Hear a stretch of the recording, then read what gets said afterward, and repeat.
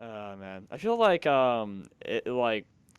what if there was some like really bad translation going on in Zelda, and like the name for boss was Which is big. somehow misinterpreted as like chairman or something like that because you get like there's two different types of bosses, so like the chairman of the chairman key. Oh, dude, I got it. I got you on this one. Yeah. Anyways, here we are, guys, at the boss, and this deserves some reverence. So we're gonna Chairman. hush. He prefers chairman. You still live. How astonishing! No wonder some call you a hero. But this is truly a bittersweet reunion. Truly. For I fear this is the last time I see you alive.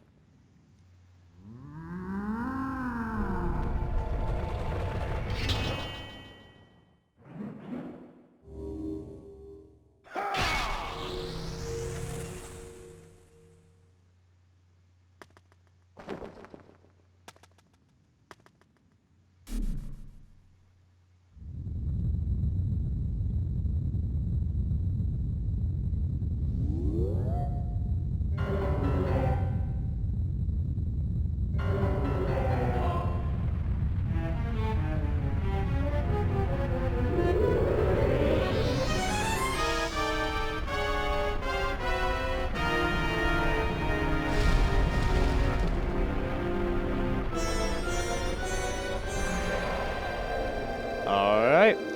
Twilight Fossil, Stallord. Okay. Twilight chairman stallers.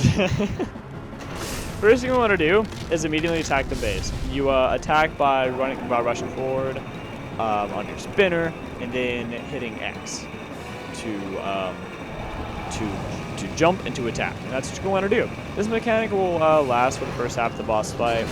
It's really not that hard, but every time you jump off to try to attack, those like I'm gonna call them the Walking Dead because the Walking Dead's relevant right now. They will appear and they will keep you from hitting the base. That's what their job is. You have to be careful because as you're going around, little I'm gonna call them spikes, spinning spikes like those right there. They will appear. Yes, those things. They will appear, and they will make it harder for you to do your thing. And also, which by the way, what's really cool about this dungeon or about this boss fight is if what's happening to me right here happens, and you fall into the sand, unlike the rest of the dungeon, you don't sink immediately. You can get out of there. All you gotta do is just roll your link until you get to the top. What are you doing? I'm rolling. Why did you do that? Because I hiked up on accident. You could have just hit him. No,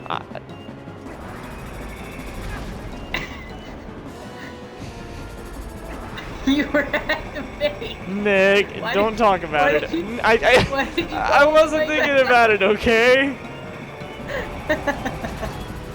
Dude, that's like someone's like, here, have a cookie. And you're like, you swat it out of their hands and you just walk away. I didn't think about, okay, so how are we gonna get that cookie, guys?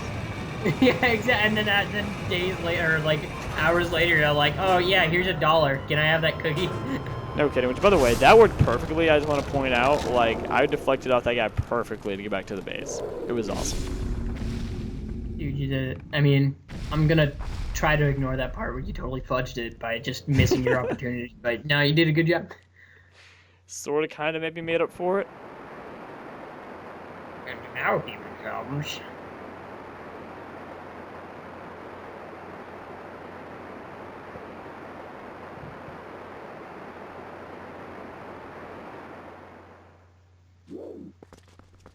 Nothing. He becomes dead. He's dead. But now we're gonna, Beyblade let it rip and spin a lot and see what's gonna happen. Beyblade, babe. Hey, BB, are you Beyblade? Because when I'm around you, I want to let it rip. So now he's ahead.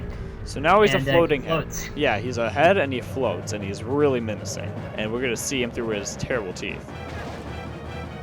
He's gonna knock us off the ledge. I know, I always find that amusing myself. And we really should have died right there, but Link can fall off cliffs and be totally okay. So now what we're gonna want to do, and this is really the cool part of the boss fight, but the part that I spent quite some time on, as you will soon see, is Nick take over the commentary. Oh shit, really? Okay. Fuck. Thanks for just thrusting that on me. Okay, so what's happening here is that, wait, like it is, are you gone? Oh, okay, yeah, he's gone. Okay. So, yeah, so, hey, Future Cameron, it's been a while. How are you? I'm gonna carry this commentary, so wish me luck. So what he's doing right here is he's slashing the sword in, I guess. You know what, it's been years.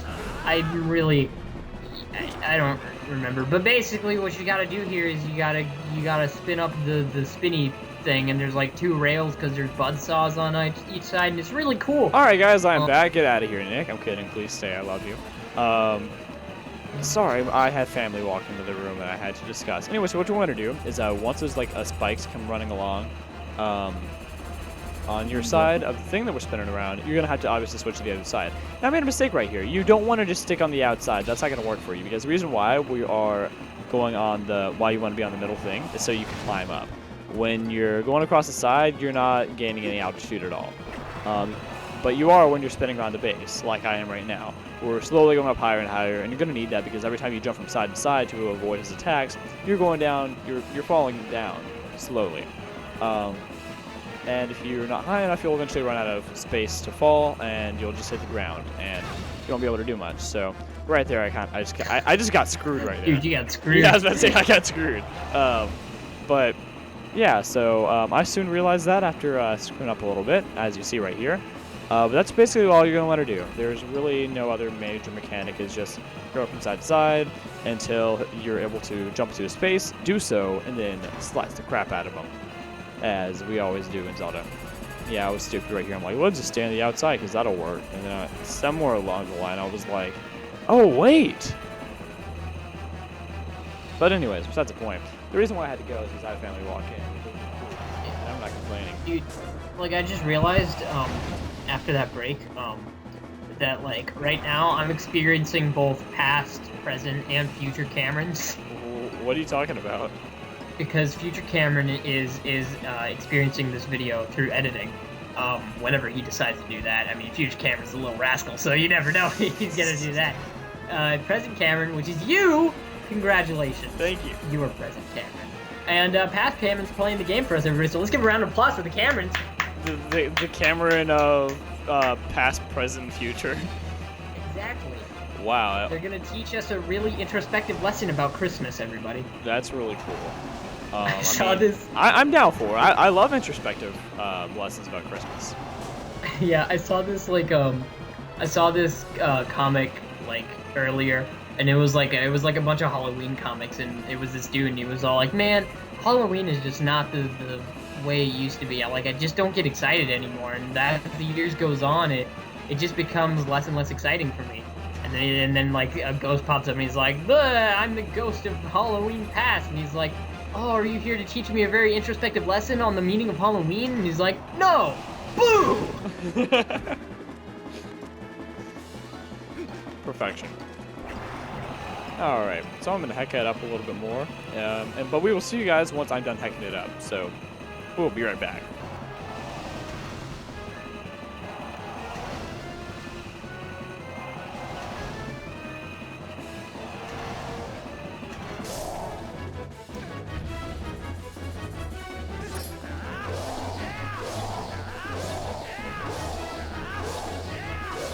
Oh shit, we're back.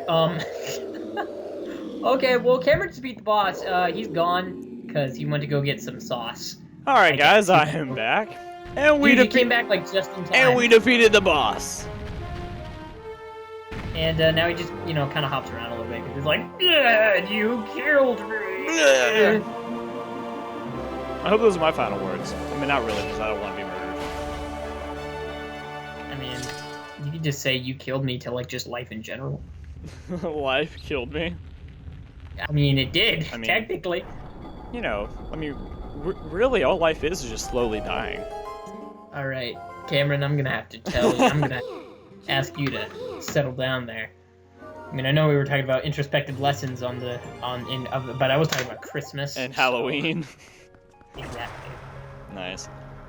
Well. So wait, what do you even get from this dungeon? Like, right.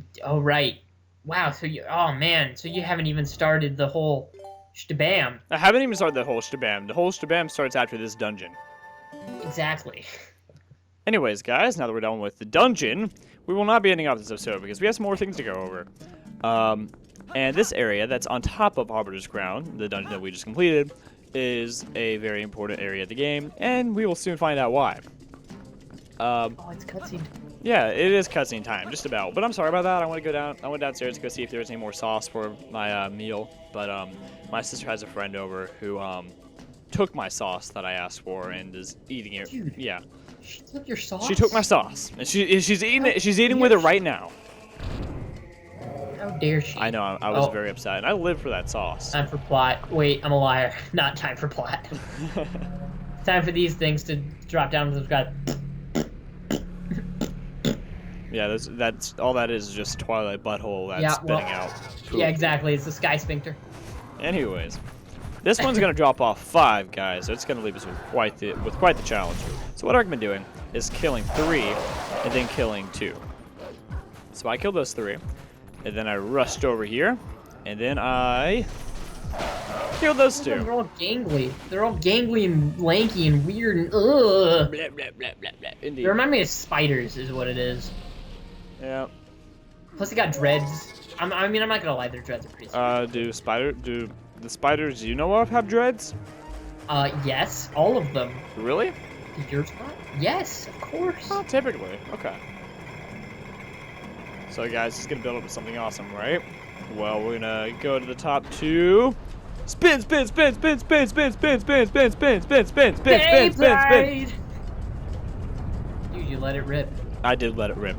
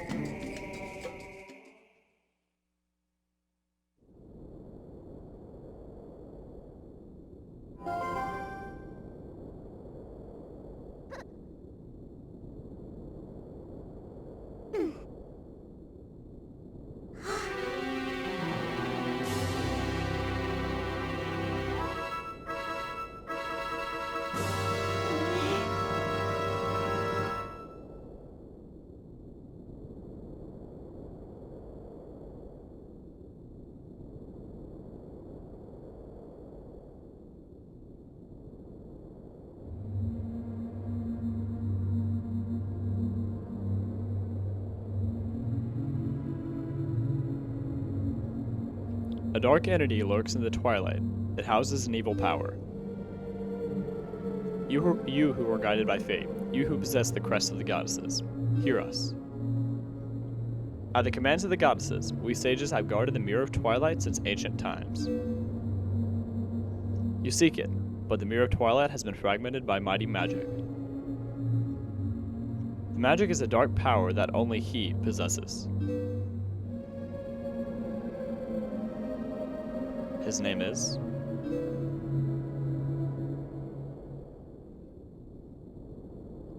Ganondorf.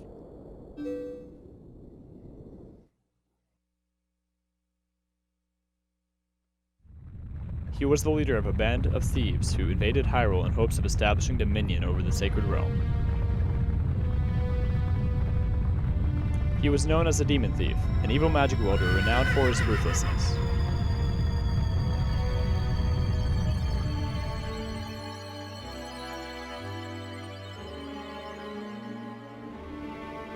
But he was blind.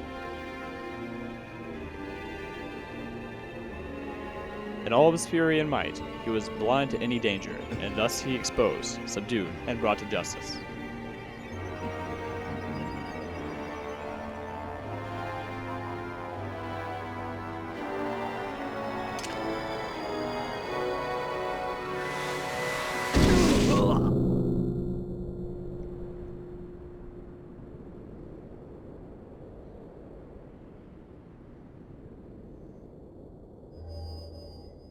Yet.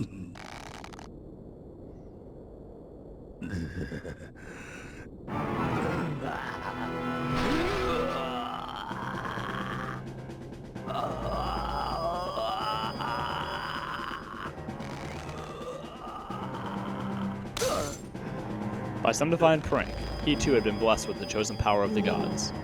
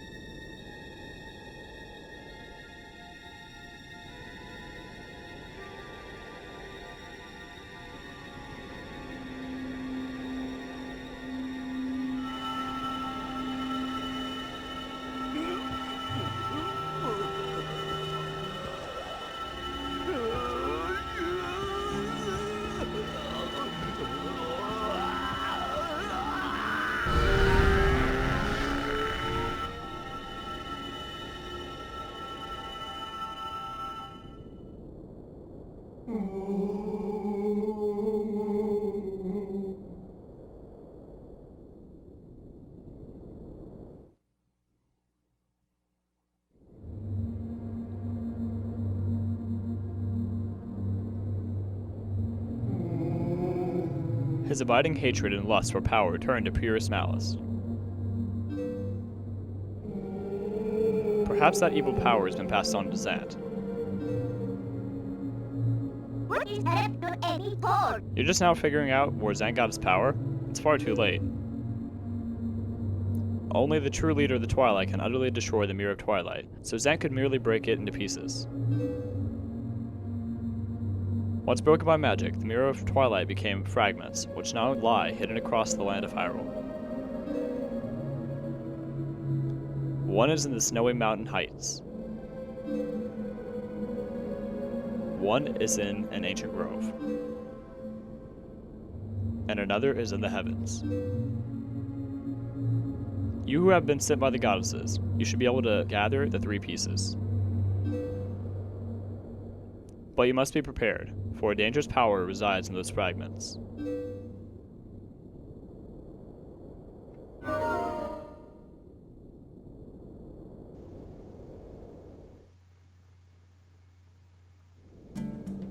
Alright, so it seems like we have our objective for the rest of the game placed in front of us. Gather the fragments of the Mirror of Twilight.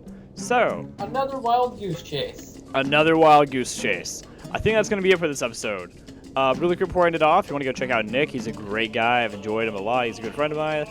Go to the description below. You can see his links. So, thank you very much, Nick, for joining me. But I got to stop before my video time runs out. So thank you guys for watching, and I'll see you guys back here next time. Goodbye, guys.